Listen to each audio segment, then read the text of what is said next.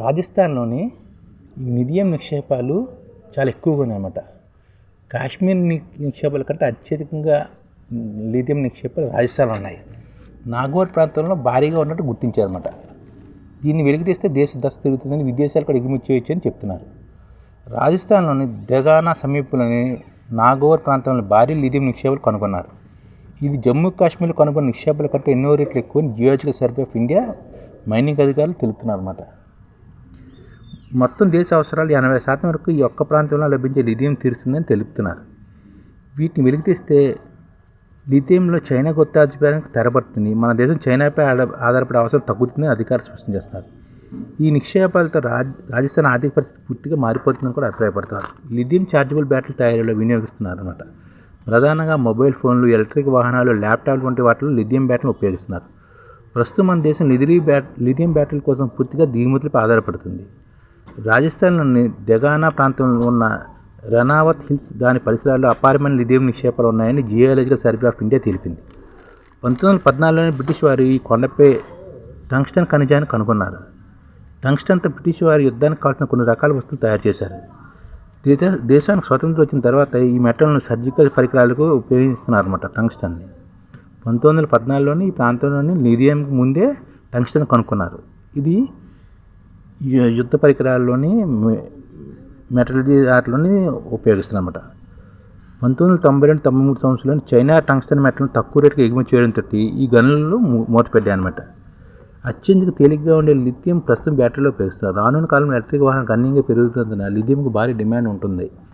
అందుకే దీన్ని ప్రస్తుతం వైట్ గోల్డ్గా పిలుస్తున్నమాట. లిథియంని వైట్ గోల్డ్గా పిలుస్తున్నారు. ప్రస్తుతం గ్లోబల్ మార్కెట్లో టన్ను లిథియం రేటు దాదాపుగా 58 లక్షలు ఉంది. ప్రపంచవ్యాప్తంగా అన్ని శిలాజ ఇంధనాలు తగ్గించుకుని బ్యాటరీ వాహనం ప్రోత్సహిస్తున్నాయి. ప్రపంచవ్యాప్తంగా అన్ని దేశాలు శిలాజ ఇంధనాలు తగ్గించుకుని బ్యాటరీ వాహనాలను ప్రోత్సహిస్తున్నారు అన్నమాట. దీనివల్ల రానున్న కాలంలో లిథియంకు మంచి డిమాండ్ పెరుగుతుందన్నమాట.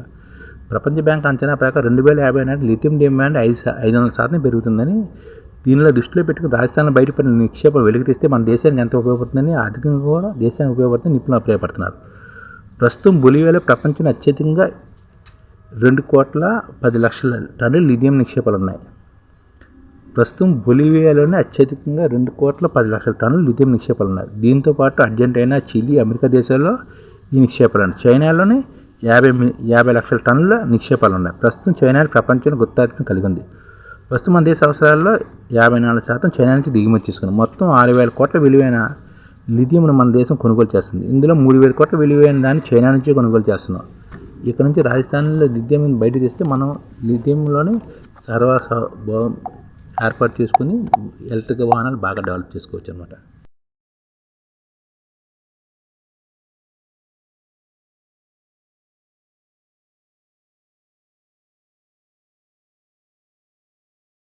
ఈ ఛానల్ ముఖ్య ఉద్దేశం ఏంటంటే, మన తెలుగు రాష్ట్రాల్లో 1 కోటి మందికి సంఘటిత రంగాల్లో ఏ విధంగా ఉద్యోగాలు ఇవ్వవచ్చు, కనీస నెల జీతం 30,000 వరకు ఏ విధంగా ఇవ్వవచ్చు, ఏ విధంగా చేస్తే ఉద్యోగాలు సృష్టించబడతాయో వివరిస్తూ ఈ ఛానల్ వీడియోలు వస్తాయి. అలాంటి వీడియోలు మీకు కావాలంటే మన ఐడిఎఫ్ భాస్కర్ ఛానల్ని సబ్స్క్రైబ్ చేసుకోండి. ఐడిఎఫ్ అంటే ఇండియన్ డెవలప్మెంట్ ఫోర్స్. ఈ వీడియోలు చూసిన తర్వాత మీకు నచ్చితే లైక్ చేయండి, మీ ఫ్యామిలీ మెంబర్స్కి షేర్ చేయండి, మరియు మీ ఫ్రెండ్స్కి షేర్ చేయండి. Thank you. నమస్కారం.